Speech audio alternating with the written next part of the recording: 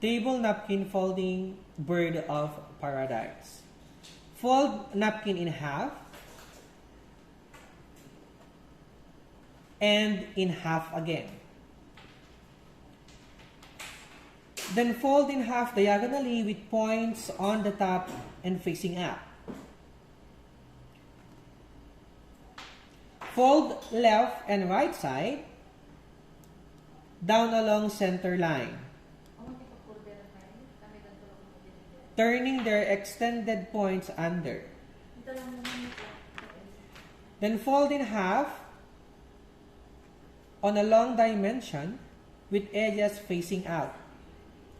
Then pull up points and arrange on a fabric surface.